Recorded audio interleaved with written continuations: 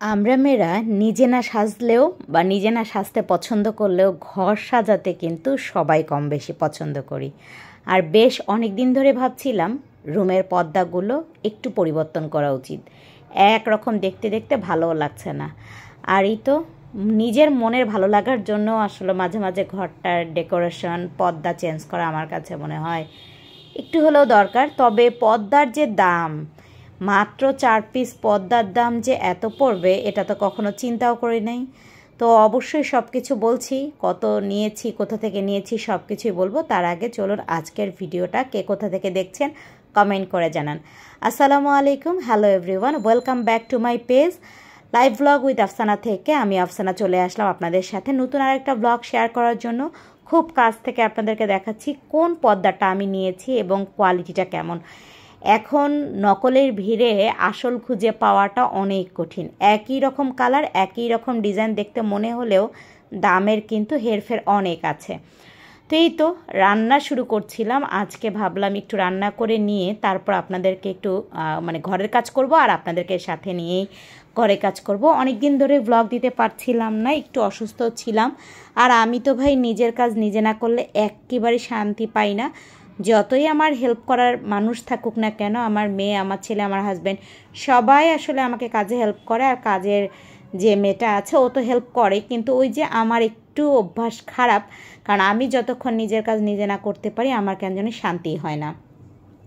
তো কথা বলতে বলতে রান্নার প্রিপারেশন আগে থেকে নিয়ে রাখছিলাম। আসলে লতিটা আমি কালকে রাতেই কেটে রাখাইছিলাম যে আমাকে কাজে হেল্প করে ওর দ্বারায়।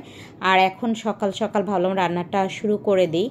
তো ভাবতে ভাবতেই, যেহেতু রোজার দিন, রান্না শুরু করতে করতে সেই ইফতারের আগেই হয়। তো আসরের আজান পরে আমি ভাবলাম একটু একটু করে রান্নাটা শুরু করে দিই। লতি দিয়ে মাছ, আর এখানে হচ্ছে আমি যেটা করলাম সেটা হচ্ছে করলা ভাজি। রোজার দিনে কোনো কিছু খেতে ভালো লাগে না, তাই ভাবলাম একটু করলা ভাজি করে নিই। আর এর আগে আমি যে কাজগুলো করেছিলাম সেটাও কিন্তু আপনাদের সাথে শেয়ার করব। তো রোজার সময় কার কী অবস্থা, কে কী খেতে পছন্দ করেন আমি জানি না। আমার কেন জানি রোজায় কোনো তরকারি ভালো লাগে না, মাছ মাংস তো নাই, কোনো তরকারি খেতেও একেবারে পছন্দ করি না।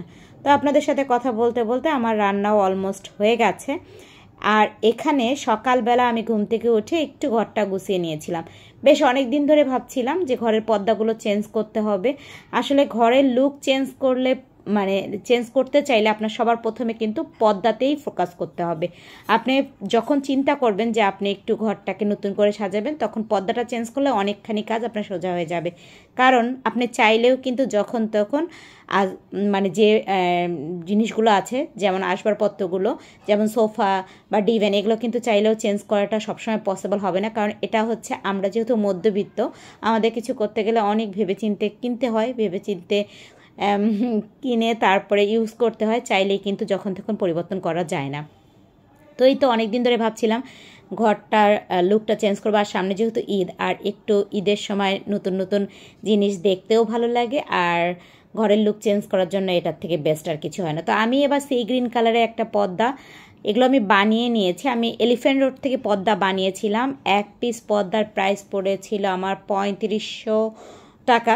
আর আমি পর্দার যে উপরে যে রিংগুলো আছে এটাকে হচ্ছে সেগুলো আমি পছন্দ করে দিয়েছিলাম। আর এই ডিজাইনটা অনেক ক্ষেত্রে আমরা দেখে থাকি, তবে ওখানে না গেলে জানতেই পারতাম না যে নর্মাল ডিজাইনও দামি পর্দা এবং নর্মাল পর্দার মধ্যে ডিফারেন্সটা আসলে কি। তো যাই হোক, অনেক দোকান ঘোরাঘুরি করার পর আমি এগুলো অর্ডার দিয়ে আসছিলাম আর নিয়ে আসছি। তাও তো 2 সপ্তাহের বেশি হয়ে গেছে, কিন্তু লাগাবো করে আর হচ্ছিল না। আজকে ভাবলাম যে লাগিয়েই ফেলি। আর আমিও একটু ধীরে ধীরে ঘরটা গোছাচ্ছিলাম। আর আমার কিন্তু মাঝে মাঝে সোফা এদিক থেকে সেদিক, সেদিক থেকে এদিক করতে ভালো লাগে, লুকটা চেঞ্জ হয় আর কি। জিনিস তো সহজে চেঞ্জ করা যায় না, তবে টেনে টুনে একটু এদিক সেদিক করলেই কেমন যেন লুক চেঞ্জ হয়ে যায়। তো আমি এই যে ড্রয়িং রুমটার একটু ফার্নিচারগুলো মুছে নিলাম। আর মুছে নেওয়ার পরে আমি এই তো আমার সোফাটাকে এভাবে গুছিয়ে নিলাম। একরকম দেখতে দেখতে বোরিং লাগছিল, ভাবলাম একটু চেঞ্জ করে নিই, দেখতেও ভালো লাগবে। আর এভাবে গুছিয়ে নিলাম। হয়তো কয়েকদিন রাখবো, 1 মাস 1.5 মাস, তারপর আবারও হয়তো চেঞ্জ করে নিব। তো আমি তো এরকম করে, আমার মতো কোন কোন আপুরা আছেন মাঝে মাঝে ঘরের জিনিসগুলো উলটপালট করতে পছন্দ করেন, অবশ্যই কমেন্ট করে জানাবেন। আমরা মেয়েরা সারাদিন যতই কাজ করি না কেন, ঘর সাজাতে আমাদের কিন্তু কোনো রকম ক্লান্তি লাগে না, তাই না? সাধ্যের মধ্যে যতটুকু করা যায় ততটুকুই আসলে করার চেষ্টা করি। আর আমি ঘর সাজিয়ে গুছিয়ে রাখতে খুব পছন্দ করি। আমার ধারণা কম বেশি সব মেয়ের মধ্যে এই স্বভাবটা আছে, ঘর যেমনই হোক না কেন, জিনিস যতটুকুই থাকুক না কেন, সেটা সাজিয়ে গুছিয়ে রাখতে পারলেই শান্তি লাগে। তো অন্য কাজ শেষ করে আমি ঘরটাকে সুন্দর করে সাজিয়ে গুছিয়ে আপনাদেরকে দেখাচ্ছি। কেমন লাগছে বলেন তো? পর্দাগুলো দিয়ে লুকটা চেঞ্জ হলো তো। এখন আমি দেখাচ্ছিলাম আপনাদেরকে, পর্দাটা লাগানোর পরেই কিন্তু লুকটা চেঞ্জ হয়ে গেছে। এই তো সাধারণ যে জিনিসগুলো ছিল সেগুলো এদিক থেকে সেদিক করে কিন্তু লুকটা একটু হলেও চেঞ্জ হয়েছে। কেমন হয়েছে অবশ্যই কমেন্ট করে জানাবেন। আর আপনারাও মাঝে মাঝে নিজের ভালো লাগাতে বা নিজের ঘরের নতুনত্ব ছোঁয়া দিতে পর্দা কিন্তু চেঞ্জ করে নিতে পারেন, যদি সেটা পসিবল হয়। আর এই তো আমি পর্দাটা চেঞ্জ করে বারবার দেখছিলাম, একটু নীলের ছোঁয়া বেশি আসছে। কেমন লাগছে অবশ্যই কমেন্ট করে জানিয়েন।